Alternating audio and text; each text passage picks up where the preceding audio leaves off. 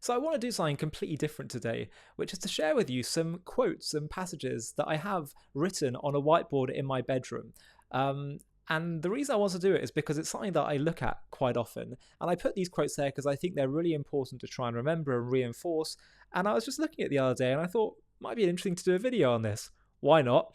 Thought you might find it of interest to see the kind of things that I think are really important to remember and always reinforce. So here's a picture of it, and we'll just go through each of the 4 quotes one by one. The first one is, "Think good and it will be good." This is a quote that was articulated by many of the Chabad Rebbes, actually, and is I don't know who was the one that first coined it. I know the Lubavitcher Rebbe, certainly the most recent one, was a big proponent of this idea. And it is really talking about the importance of positivity bias. We often have a negativity bias about things, the way we create narratives around the things happening in our lives or the world that we see, and we just assume things are going to be negative, things aren't going to work out. I think it's a protection mechanism in our minds where we do this, and I struggle with this as well. I think we all seem to have this for some reason in our human psyche. Perhaps it's as a result of thousands of years of suffering and pain and challenge, and it's the way of protecting ourselves because we're sort of ready for impact, braced for impact. But actually it doesn't really serve us, because all it does is make us stressed and worried, predict that bad things are going to happen, and actually it's not entirely reflective of reality. Often the outcomes are good. In fact, more so, things are good. Things aren't disasters. And stressing and worrying the whole time doesn't really help us. It doesn't serve us. It doesn't even allow us to enjoy the beauty and wonder of life and all the good things in life. And it yes, we can know, life is full of challenges, but even in the challenges, the point is, even in the difficulties, it's important to still believe things can get better and things will get better. And even within this difficulty, there could be some good. I remember reading a beautiful passage by Rabbi Jonathan Sachs, the late Rabbi Sachs of blessed memory, where he was talking about Jacob wrestling with the angel. And before they finish the encounter in the morning, the angel wants to leave, and it's the angel of death. And Jacob says, "I will not leave you until you bless me." And that's when he blesses him and names him Israel. And Israel means to struggle with man and God and to overcome. And it's such a powerful story there, and it tells us that that's the root of the name Israel. That's what Israel really means. But one of the beautiful things that Rabbi Sachs said you can learn from this is that the Jewish people never ever let go of any suffering or pain until we find within it that blessing. We insist in finding the blessing packed away within any darkness, within any challenge, within any difficulty or pain. Such a beautiful message. And so it reminds me to always seek out that good, to always try to have a positivity bias and not listen to that negative voice, that negative narrator in our head that says, oh, this is all going to be bad, it's all going to be terrible. The Jewish people teach that the world is heading towards good, a better, a holier, a more perfect place, that God is a creator, not a destroyer. So anything he does is for creative purposes. And also, there's somewhat of a reality to the more positive you are, the more you actually create a positive reality as well. And so I think that's really important. That links to the second quote, the second line, which is, don't believe everything you feel. I hear Rabbi Manis Friedman talk about this a lot. I don't know who originally coined that term. I think it's actually sometimes used within Alcoholics Anonymous community. And that links to that first point of, often, again, we think in our heads, we hear that voice of panic, that worry, that narrator that tells us, that creates a narrative around whatever it is that we see and what we're going through. And it says, oh, this is what's going to happen, or I fear this is going to be the case. And we assume because it's the most panic, it somehow sounds the most reasonable, the most logical, the most rational, but it isn't necessarily. Often it's just that inner voice of fear that's troubling us. And actually, we believe it, but we shouldn't believe it. And so it reminds me to sometimes question those narratives that we have in our head, not just to believe it because it feels so real, not always to be totally controlled by our emotions. There's a reason that God designed us with our head here at top and the heart, the emotions underneath. The head has to be in control of the emotions, not the emotions in control of the head. You can have emotions, of course, but the head has to be in control. The head has to be able to direct that, to know right from wrong, to know panic from being sensible. And so I think that's a really important point. The third quote is actually a quote from Jordan Peterson, the esteemed academic and author and thinker. And he said, if you want an adventure, the best adventure is to tell the truth and see what happens.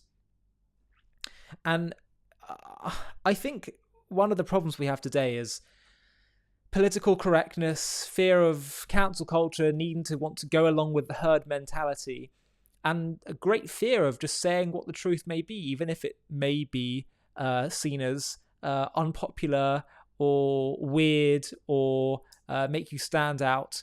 Actually, he said that why not just have a simple principle in life of just, if it's the truth, say it and tell it. And of course, that deeply informs the work that I do. And yes, even in my case, even sitting in this chair, even where you may see me be very firm and uncompromising in views, at times I can think about, how's this going to land? And is this going to, be potentially risky for me to say this or that? And of course, everything I say has to be considered. It has to be sensitive. It has to be true. It has to be kind. It has to be just. But it reminds me of that, actually, what can be one of the most wonderful adventures in life and moral adventures is to be confident in telling the truth, in saying the truth, and just seeing what happens. And to be somewhat open to that. And to understand that ultimately the truth, if you know the truth will prevail in the end, then just be allowing yourself to be open to that journey. And that really is the call of the hour, by the way. I think the truth we're seeing has been so lost today, especially around the way that Israel's being treated in this war. And so it's reminding me to have the confidence, not to be intimidated, not to cower, but to say it. If it makes sense, if it's clearly, palpably true, just say it and see what happens. Because if you know the truth in the end will prevail, you're on to a winner in the end. And the last quote is actually from Eshet Chayil, a woman of valor, which is comes from the Bible.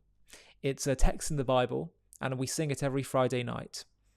And it's the words of King Solomon, and he talks about this, a woman of praise. And I actually saw a beautiful talk by Rabbi David Foreman, who said that in some ways this could be seen as the story of the Book of Ruth. That was just one interpretation, but one thing that he uses to describe this woman of valor, this woman of praise, is the way she speaks. And there's a line that says, Pia paschav chachma v'toras chesed al lashona. So she opens her mouth with and speaks words of wisdom, but also a Torah, a wisdom and the Torah, quite literally, of kindness is on her lips. And the key point here is that it's not just that she speaks wisdom and she speaks truth, but the way in which she conveys it is with kindness. It's with a gentle tone. It's with a measured tone. It's with a tone of stability. It's with a tone of gentleness almost. And again, Rabbi Friedman drew my attention to this line because he told me, it's one of the first things he said to me when we met. And, I was going through all kinds of paradigm shifts in my beliefs about Judaism and God and Israel and all these things. He said, just remember, don't beat people up with the truth. We may feel things very strongly. We may feel deeply that people why can't they see reality on this? Just remember that in the end, the truth will prevail. But the key thing is, when you're speaking the truth, let the truth carry its power. Let the truth carry its weight. There's no need to get worked up. There's no need to beat people up. Always have a calm, kind demeanor. Sometimes it takes other people longer to come to understand and recognize and calibrate in their heads what you're saying and to shift from where they once were. That's not something that we can control. What we can control is the way in which we convey, the way in which we speak. And actually, people are often most receptive when you speak with calmness and with kindness, acknowledging the dignity and value and sanctity of every human that you speak to. And I sometimes hear people say, Ollie, how do you stay so calm in when you're watching videos of people just saying the most absurd things or countering the lies? It's because of this. But the thing that can ground you in that peace and that ability to always speak with kindness and calmness is that knowledge that in the end the truth will prevail. If you know that in your heart of hearts, you can always be calm throughout any storm. So thanks so much for watching. Would love to know from you, what are some of the things that you have on your walls, some of the quotes that you think are so important to remind yourself of. Let me know. Maybe I'll add it to my whiteboard. Thanks for watching. Hi, thank you so much for watching. To watch another one, click here. To stay up to date with all our content, click here to subscribe. And if you're able to, you can help support JTV to grow and grow by clicking join below this video, where you can become a member and get perks including early access to videos and private live discussions with me. But most of all, you'll be partnering with us on our mission to change the world.